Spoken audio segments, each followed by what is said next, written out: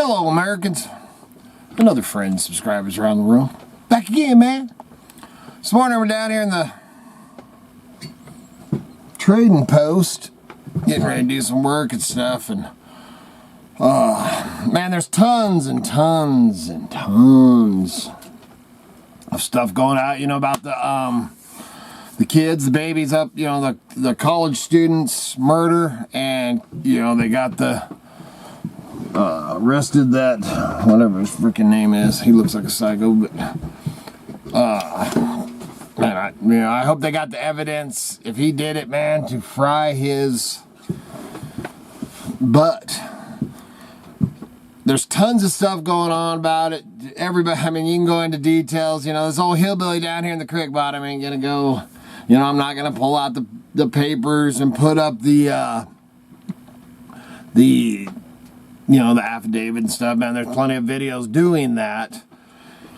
I read through, me and Miss Kitty yesterday, read the whole thing. And there's just some parts that, man, that just stuck in my craw that I just don't understand, but I'm trying to. So I thought I would throw, just a little update thing on it out there. I know some of y'all don't, obviously my feeds and stuff, because I have checked out, man, since the murder happened, my connection, my son graduated from there, the connection of that draws me to, man, and it just breaks my flipping heart, and I call them the babies and the kids, those four kids, all four of them are a few years younger than my youngest kids, so to me they are babies. And man, I'm so brokenhearted for the families, and the whole thing is just insane. But reading that affidavit, and if you haven't read that, man, you don't even have to read it, man. You can listen. Man, there's channels that'll take you over it. There's one guy that I listen to quite often. He's pretty good. And then, I can't even remember his name. I think it's Harsh Reality or something. But, what's the other? Anyway, there's two people. One I listen to a little bit. He's a little bit annoying. The one guy I like, man, he's just a straight shooter, but man, because you can get on there and there's so much BS going on. Then there's that lawsuit, that one gal, freaking the professor or whatever at the college is suing the one, and holy crap. I just want the facts, man. I just want, if this dude did it, they need to hang him. Just putting him to sleep, I think, we won't go into that part, but I think there should be a lot more done to him, and he should feel it. But the part that has really been sticking in my craw, man, I thought about it all day, and this morning, me and Miss Kitty talking about it, and trying to understand it, is one of the gals, the murder, they killed Ethan and the girls and stuff, and there was two surviving girls, younger girls, the youngest. They were down, there's a third level or whatever, and they were down, and they lived. He didn't go down there and kill them or anything. Well, this affidavit, when you start reading into it, they, I've heard so many different things, but this affidavit, this is straight, that's where I want my stuff, man. It's straight from the horse's mouth, man, and the police department, and, this affidavit's all, the way that it's came or whatever. So, at the hours, at the 4 a.m. or whatever, 4:17 a.m., whatever the heck it was,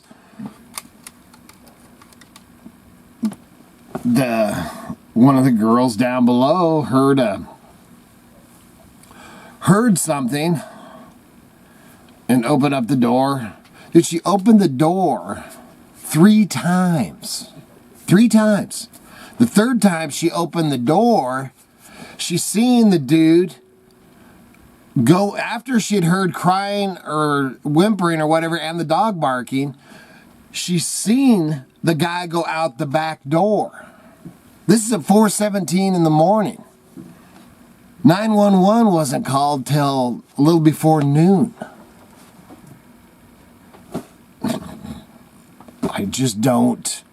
I cannot concept that, and when I told Miss Kitty I was going to talk about it on video, she's all, well, don't condemn or, go after or say bad things about the two kids in the basement. And I'm not, but I just don't understand that. Was she in shock? I mean, and then you don't know. You just don't know. Maybe she thought that, because the way I've talked about it before is the senior, which was the two girls. The one wasn't even supposed to be there. She was supposed to go start a job. But the seniors are on the top level, juniors on the second, and then the two girls on the bottom are the sophomores. And man, I wasn't in a sorority or anything like that, but I know they do different, Did she think that they were playing, messing with her, trying to scare them?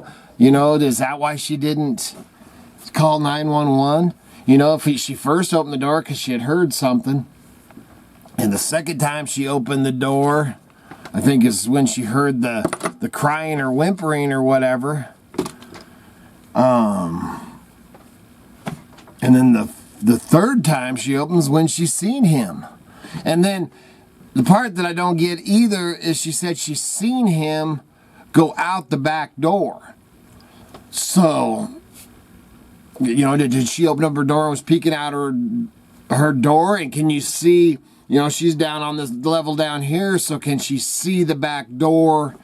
I'm guessing the slider door there. Can she see that from her room door is part of my questioning on that.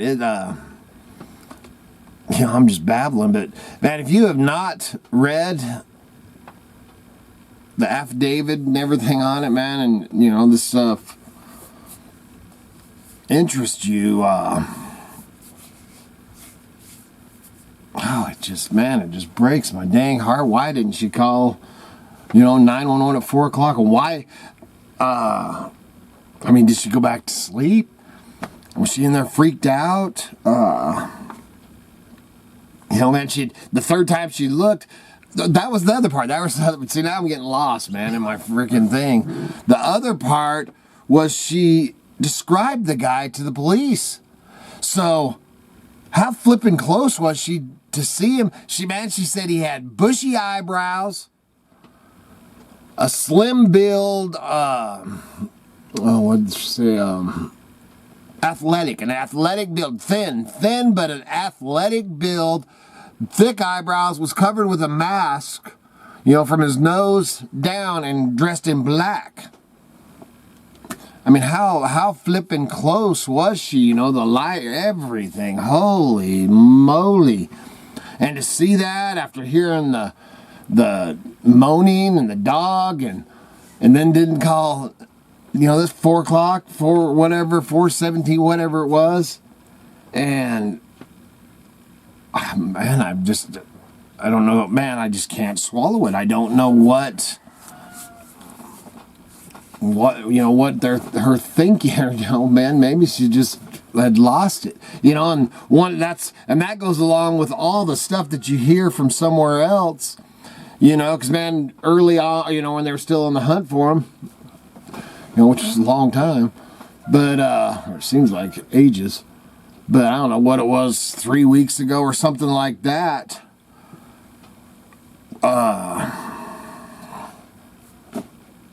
I've lost my man. Squirrel! Somebody had said that she... Oh, dude, I'm so lost, dude.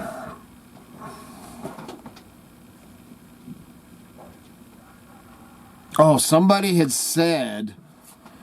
Man, I don't even know who it was or how I freaking... where it came from, but... one of the other ones, man, which it made me think, okay, man, because they said, oh, man, there's, the police or the 911. We haven't, man, I want to hear the 911 call. I haven't heard about it being released yet. But now they're going back to somebody else called 911 that it wasn't even, the gal that seen the dude. And supposedly something in the affidavit that says something about her called other people. Dude, this whole thing is just, that part is just insane, man. I just don't understand or get it whatsoever. And then at the same time, it was a couple of weeks ago, I'm pretty sure it was ruled out. Somebody said that they'd made it up or whatever, but somebody's security camera, I believe, had caught the sound, a dog barking and crying or whimpering on the audio on a security camera. So at the same time that this gal had heard it, dude, I don't even know if I'm making any sense, man. I'm all over the place with it. It just, it just breaks my heart, man. I'm so happy that they have, got this alleged murder in, everything leans, man. You look on the other thing that was interesting is, and this is the part that might, or that they've kind of connected it with, is the knife sheath was left at the scene, obviously on accident. And from what I've read, they got his DNA off the snap on the knife sheath. So, man, if that is his DNA, and then now that they got him in custody, they can get a warrant and get his DNA. They staked him out, got his DNA off, I can't remember what they were saying, back when he went back home with his daddy and stuff, they staked him out for, I can't remember however long he was there, and ended up, and they had warrants, but ended up getting his DNA somehow. So,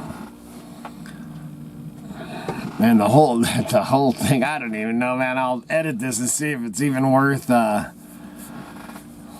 putting out. I just can't understand the part, man, and maybe the girls were completely, the girl was completely freaked out. Did she wake up her friend and tell her something's going on in the house or whatever? But man, from 4 o'clock in the morning until almost noon before you called 911, they called their friends. I mean, holy smokes, man.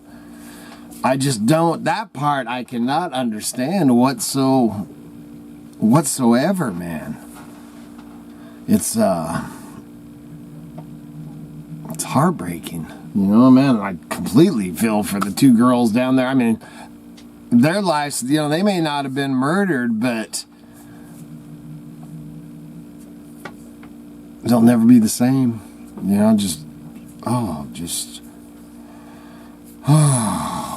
But, I don't know, just to have her so, descripted on there, how close was she? Man, bushy eyebrows. You gotta be pretty close to. Do I have bushy eyebrows? I mean, you have to be pretty dang close to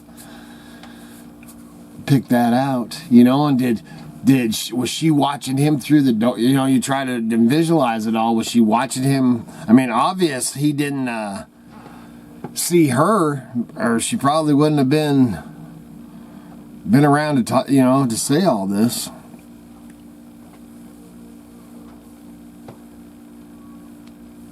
And that's, oh man, like I said, I'm going to edit this and see if it's even worth, it's just so heartbreaking, and I'm so happy they have somebody in custody, and,